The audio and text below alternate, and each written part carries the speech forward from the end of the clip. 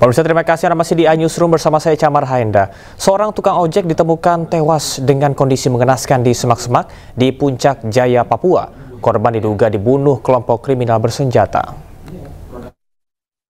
Sudah dibunuh. Mayatnya ada di bawah ini. Sudah buang di semak-semak. Ini dia, kasihan. Safarudin, 40 tahun, pria yang sehari-hari berprofesi sebagai tukang ojek, ditemukan tewas dalam kondisi mengenaskan di semak-semak oleh warga Puncak Jaya, Papua, Sabtu siang. Korban diduga dibunuh dengan senjata tajam karena ditemukan luka di kepala dan kaki. Safarudin diduga jadi korban perampokan dan kekerasan oleh kelompok kriminal bersenjata KKB karena sepeda motor serta ponselnya ikut raib. Petugas gabungan Satgas Ops Damai Kartens kemudian mengevakuasi jasad korban dengan menempuh jalur yang cukup ekstrim. Pasalnya kondisi medan menuju TKP curam dan berbukit. Menggunakan motor, jasad korban dibawa ke jembatan distrik Wanwi sebelum dibawa ke RSUD Mulia Kabupaten Puncak Jaya untuk kemudian dipulangkan ke kampung halaman di Kabupaten Goa, Sulawesi Selatan. Pihak Satgas Damai Kartens menyebut korban sempat hilang beberapa hari sebelum ditemukan meninggal. Berdasarkan informasi jaringan, tragedi ini diduga kuat terkait aktivitas kelompok kriminal bersenjata pimpinan Lekagat Telengeng, tokoh yang telah lama menjadi bayang-bayang konflik bersenjata di Papua. Motif diduga dipicu oleh penanganan motor milik kerabat mereka yang diamankan oleh aparat saat patroli di Mulia. Sementara itu, keluarga korban tak kuasa menahan kesedihan dan berharap jasad Safarudin segera dipulangkan ke kampung halaman. Keluarga tak menyangka Safarudin tewas dengan cara mengenaskan karena sehari sebelum hilang mereka sempat berkomunikasi via telepon. Tim Liputan iNews melaporkan. Selain tukang ojek, seorang warga sipil juga tewas ditembak orang tidak dikenal di Puncak Jaya, Papua Tengah. Kasus ini diduga berkaitan dengan aktivitas kelompok kriminal bersenjata di Kota Mulia.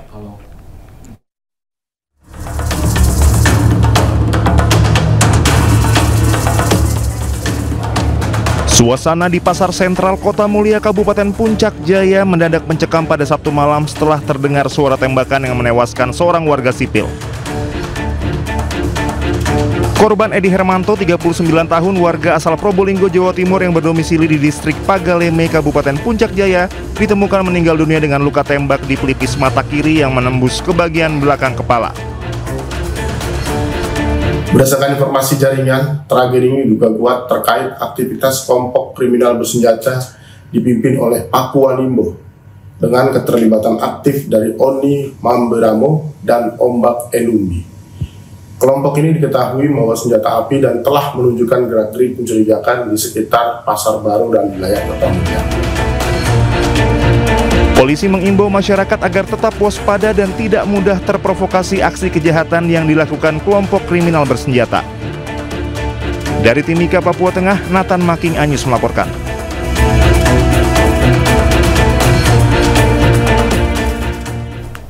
Seorang oknum anggota TNI Angkatan Udara bersama dengan istrinya terlibat cekcok dengan seorang pedagang wanita di kawasan kuliner Maros, Sulawesi Selatan.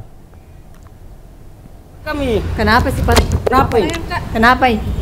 Nah, kenapa sifatku? Kenapa sifatku? Kenapa sifatku? Tahu juga banyak. Nah, kenapa sifat? Dalam video yang beredar di media sosial, terlihat oknum prajurit berseragam TNI Prada ANP cekcok dengan seorang pedagang wanita.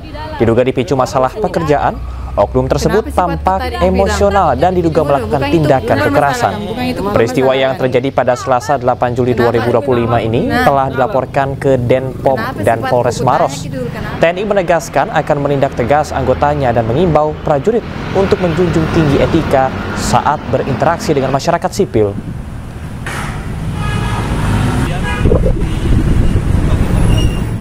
Sebelum itu, video yang itu belum dipencet HP-nya, belum sempat ke video. Cuman dia mau rampas itu HP. Saya kasih gini HP, terus kena dada saya. Itu juga saya keberatan di situ. Kita ke informasi lainnya, tersangka kasus korupsi tata kelola minyak mentah dan produk kilang minyak di PT Pertamina, Riza Khalid, diduga berada di Singapura. Namun hingga kini Kejaksaan Agung belum menetapkan sebagai DPO atau buronan.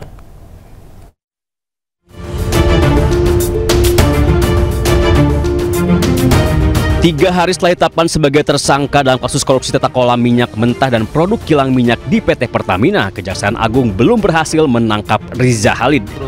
Kejaksaan Agung menduga saudagar minyak itu sudah lama berada di Singapura. Untuk itu kami sudah kerjasama dengan perwakilan Kejaksaan Indonesia di luar negeri, khususnya di Singapura. Namun hingga kini Kejagung belum juga mengambil langkah hukum untuk menetapkan Riza Khalid masuk ke dalam daftar pencarian orang atau DPO. Bahkan Kejagung juga belum menentukan jadwal pemeriksaan Riza Khalid sebagai tersangka.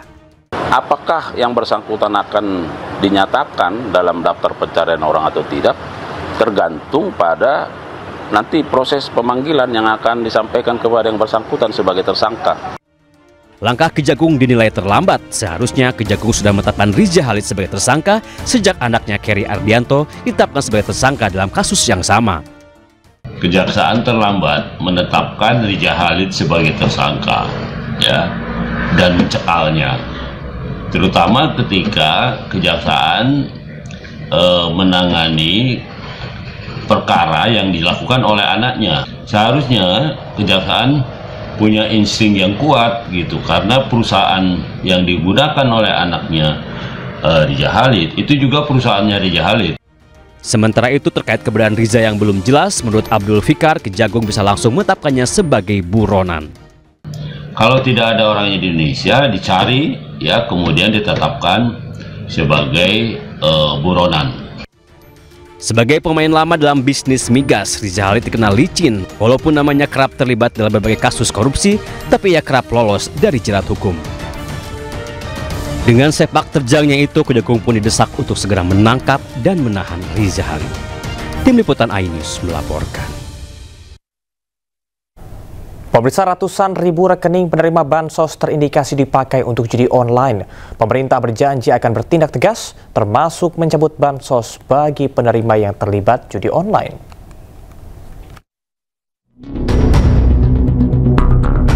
Baru-baru ini PPATK menemukan 571 ribu rekening penerima bansos terindikasi dipakai untuk judi online. Uang yang berputar pun mencapai 957 miliar rupiah. Menanggapi temuan PPATK, Menko Bidang Pemberdayaan Masyarakat Muhaimin Iskandar masih menelusuri temuan dan akan memberi sanksi tegas kepada penerima bansos yang terbukti menyalahgunakan bantuan. Kita terus telusuri, pokoknya siapapun yang mendapatkan bantuan sosial digunakan untuk judul akan kita kenai sanksi. Sanksi bisa kita kurangi bantuannya, bisa dihapus bantuan. Hal senada juga disampaikan oleh Menteri Sosial Saifullah Yusuf. Jika terbukti penerima bansos terlibat judi online, maka pemerintah akan mengalihkan bansos tersebut ke yang lebih berhak. Dari satu bank itu pun hanya tahun 2024.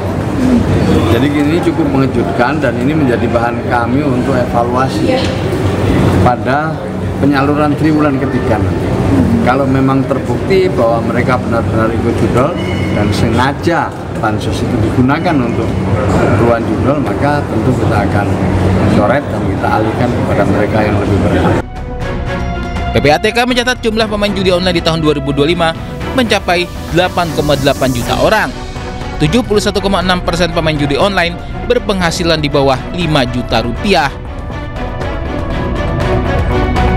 Pemerintah sendiri juga sudah bergerak berantas judi online dengan membentuk Satgas Pemberantasan Judi Online di bawah Kemenko Polkam.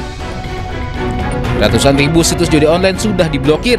Sejumlah pegawai Komdigi yang diduga terlibat judol juga sudah ditangkap. Namun judi online masih merajalela di Indonesia. Tim Liputan iNews melaporkan. Sementara itu, pemerintah menyebut bahwa penelusuran data penerima bansos pelaku judi online sangat mungkin dilakukan. Jika terbukti, pemerintah dengan tegas akan mencoret penerima yang menggunakan bansos untuk judi online.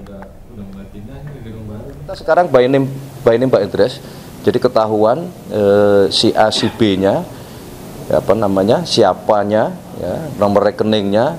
Nah, terdeteksi ini dipergunakan untuk kegiatan judi online, ya kita pertimbangkan untuk dicoret dari penerima bantuan. Viral di media sosial, mantan Gubernur Jawa Barat Ridwan Kamil protes ke petugas Bandara Internasional I Gusti Ngurah Rai Bali usai pesawatnya delay selama 10 jam. Sebagai yang bayar, ada pajak ke Bapak, ada duit ke airline, mau bicara ke pengambil keputusan.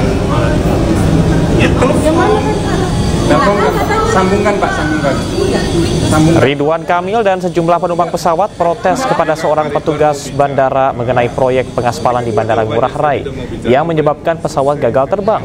Selain itu, Ridwan Kamil juga menyampaikan ingin berbicara langsung dengan General Manager Bandara. Mendengar permintaan Ridwan Kamil, petugas bandara itu tak merespon dan hanya berusaha menenangkan sang mantan gubernur serta penumpang lain. Hanya FYI. Karena emang saya tanya sekali lagi dengan bahasa paling gampang ya. Bisakah saya bicara ke atasan Bapak? Nah, bisa Pak, telepon. Selain itu, penumpang juga marah karena mereka dipaksa menunggu lama. Sementara fasilitas bandara seperti penyejuk udara telah dimatikan. Dan sekarang Bapak yang nggak putus Pak ininya Pak. Sementara itu, maskapai Super Airjet minta maaf setelah diprotes mantan Gubernur Jawa Barat Ridwan Kamil dan sejumlah penumpang. Direktur Utama Super Airjet Ari Azhari mengatakan penerbangan rute Denpasar Cengkareng yang hendak ditumpangi Ridwan Kamil dijadwalkan ulang lantaran alasan operasional. Ari menyebut pesawat perlu dilakukan penyesuaian rotasi dari rute-rute sebelumnya. Pihak Super Airjet juga telah memberikan kompensasi kepada para penumpang yang terdampak.